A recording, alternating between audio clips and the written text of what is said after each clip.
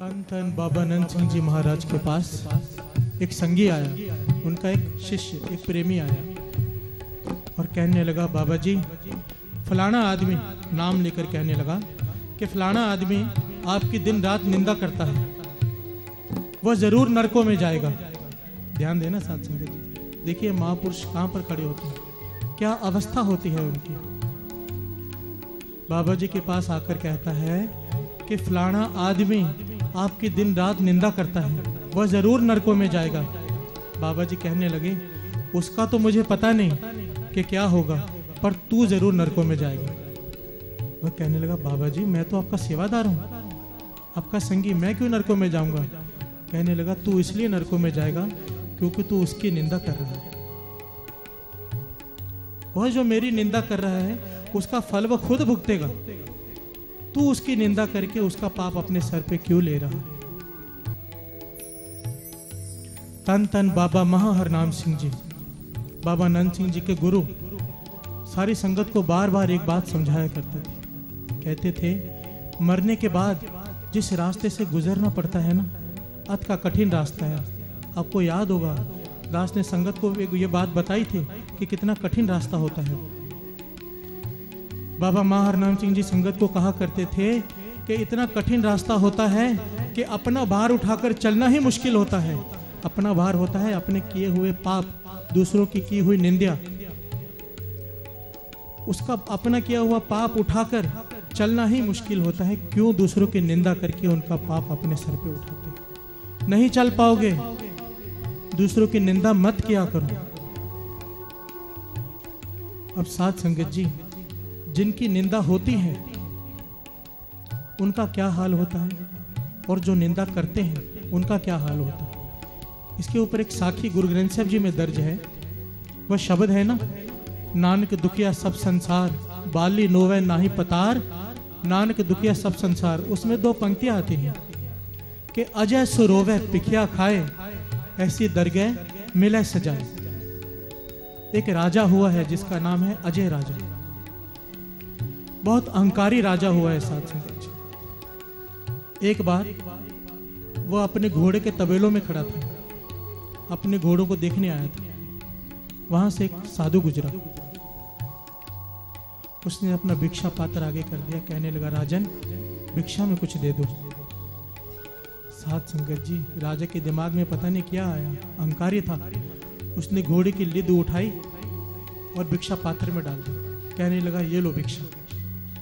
साधु ने कुछ नहीं कहा, चुपचाप मुस्कुराया और कहने लगा, राजन तेरा दिया हुआ दान प्रफुल्लित हो। ये कहकर साधु चला गया। कुछ दिनों बाद राजा जंगल में शिकार खेलने गया और रास्ता भटक गया।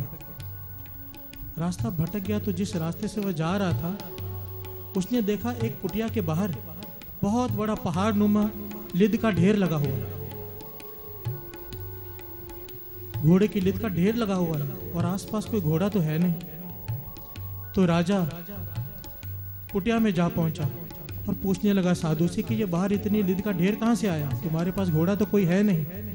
साधु मुस्कुरा पड़ा, कहने लगा, राजन तुमने पहचाना नहीं, मैं वही साधु हूं जिसकी भिक्षा पात्र में तुमने घोड़े की लिद डाली थी। कहने लगा, हाँ मुझे याद आ गया, पर इतनी सारी लिद कहां से आई घोड़े की। तो साधु कहने लगा, राजन तेरा दिया हुआ दान प्रफुल्लित हो गया है। राजा कहने लगा, इसका मतलब। साधु कहने लगा, राजन जो भी हम दान देते हैं वो लौटकर हमें ही मिलता है। अब जब तू मरकर ऊपर जाएगा ना, तुझे पकड़ पकड़ कर जबरदस्ती जमदूत ये लिद खिलाएंगे, तुझे सारी पहाड़ नुमा लिद तुझे ही खानी पड़ेगी। राजा घबरा गया, साथ संगत जी हैरान हो गया, उसे अपनी गलती का एहसास हो गया, गिर पड़ा चरणों में, रोने लगा, महापुरुष मुझे बचा लीजिए, मुझसे भूल हो गई जो मैंने आपकी भिक्षा पात्र में ये लिद डाल दी, अब मुझे बख्श दो। साधु कहने लगा, मैं बख्शने वाला कौन होता हूँ, अपनी करने का फल भुगतना ही पड़ता है। जो दान दोगे वो लौट के मिलेगा ही मिलेगा। फूल बांटोगे फूल मिलेंगे, कांटे बांटोगे कांटे मिलेंगे। तुमने लिद डाली है, तुम्हें लिद खानी ही पड़ेगी। राजा जोर जोर से रोने लगा, चरण छोड़े ही ना, कहने लगा, महापुरुषों कोई तो रास्ता होगा, कोई तो रास्ता होगा जिससे मैं इससे बच जाऊं ये खाने से। तो साधु साध संगत जी दयावान होते हैं, तरस आ गया राजा के ऊपर। कहने लगे, एक तरीका है पर तू कर सकेगा? इसके लिए मन बड़ा मजबूत चाहिए। राजा कहने लगा, मैं लिद खाने से बचने के लिए कुछ भी करने को तैयार हूं। ध्यान देना साध संगत जी, बात चल रही है निंदा। अगर किसी की निंदा होती है तो उसका क्या होता है, और जो लोग निंदा करते हैं उनका क्या हाल होता है। तो साधु कहने लगे, एक काम कर, ऐसा कोई कर्म कर, ऐसा कोई काम कर जिससे सारे राज्य में तेरी निंदा होने लगे, सब लोग तेरी निंदा करने लगे। पर याद रखना, जिस चीज की निंदा हो रही हो वह पाप तूने किया ना हो। ध्यान देना साध संगत जी, हृदय शुद्ध जो निंदा होए, हमारे कपड़े निंदक तोए।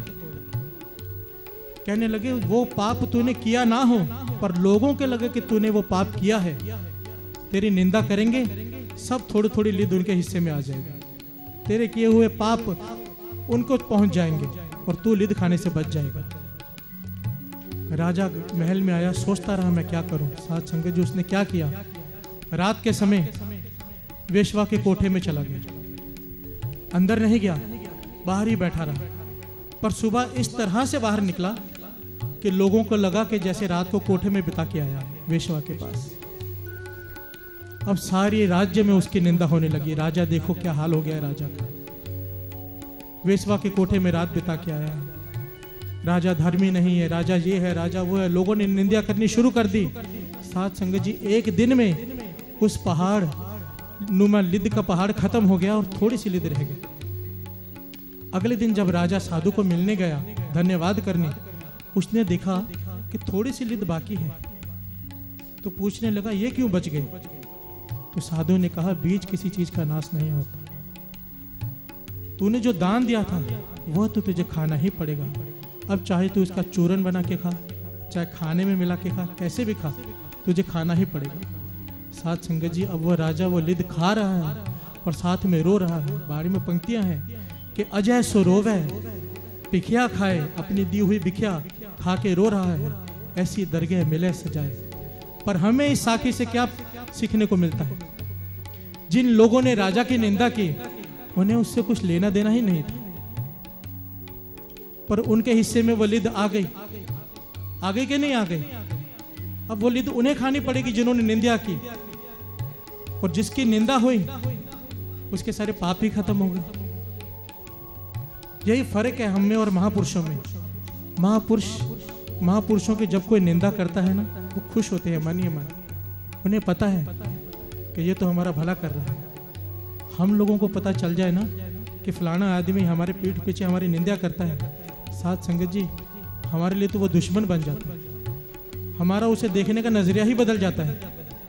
ये फर्क होता है हम में और महापुरुषों में। महापुरुष कहा करते थे, अगर निंदा करनी है ना तो सामने वाले के मुंह पर करो। पीठ पीछे की हुई बात हमेशा निंदा ही होती है। मुंह पर कही हुई बात हो सकता है उसे शिक्षा दे जाए, उसे सुधार जाए, पर हम क्या करते हैं?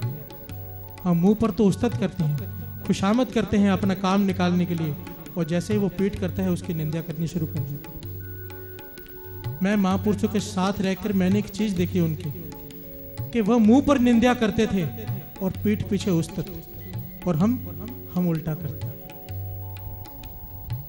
साध संगत जी, अगर अपने किए हुए नाम का फल पाना है, अगर हम मेहनत कर रहे हैं, बाबा खेम सिंह जी वचन किया करते थे बुच्चों वाले, कि जो लोग कुछ नहीं करते, ना नाम जपते हैं, ना सिमरन करते हैं, कुछ नहीं करते, वो लोग निंदा कर ले तो उनका जाएगा क्या? उनका तो कुछ जाने वाला नहीं। जब कुछ है ही नहीं तो जाएगा क्या? तकलीफ तो वो कहते मुझे तब होती है जब एक नाम जपने वाला, अमृत वेले उठने वाला आदमी निंदा करता है ना, तो कहते मुझे बहुत तकलीफ होती है कि ये बेवकूफ क्या कर रहा है। साध संगत जी, अपनी बात बताता हूँ छोटी सी। बचपन में दास इस दरबार में 5 से 6 अमृत वेले कीर्तन किया करता था अकेला, गुरु साहब जी को सुनाया करता था, कोई नहीं होता था सुनने के लिए। ये बात जरूरी है बतानी। कुछ साल, तकरीबन 10 साल पहले की बात है, काफी साल दास ने यहाँ पे हाजिरी भरी है। एक दिन एक महापुरुष आकर कीर्तन सुनने लगे। शायद भगवान ने उन्हें भेजा या क्या, मैं नहीं जानता। अकेले बैठ के वो कीर्तन सुनते रहे। जब भोग पड़ा तो उन्होंने मुझसे एक बात कही थी जो मुझे अब तक याद है। मैं उस पर चल पाया हूं या नहीं मुझे नहीं पता, पर वो बात मेरे कानों में बार बार गूंजती है।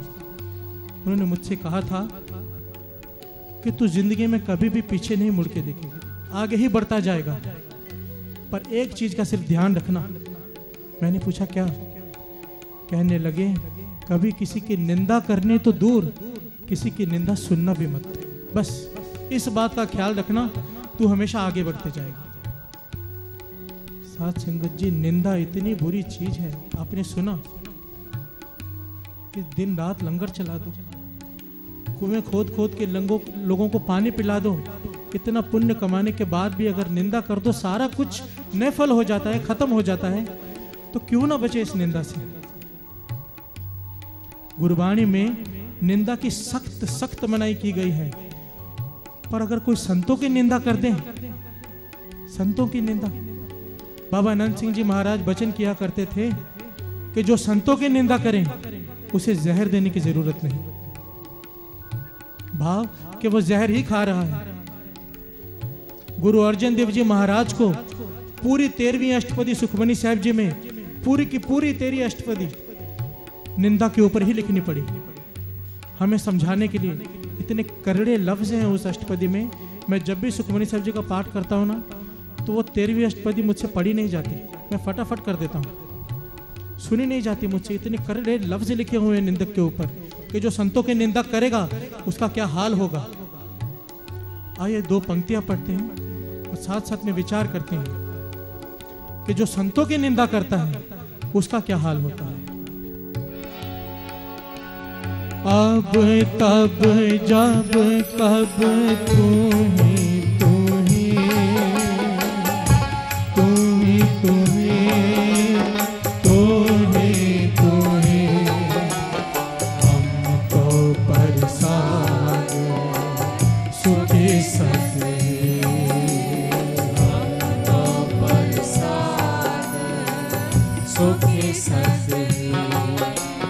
अब तब जब कब तू ही तू ही तू ही तू ही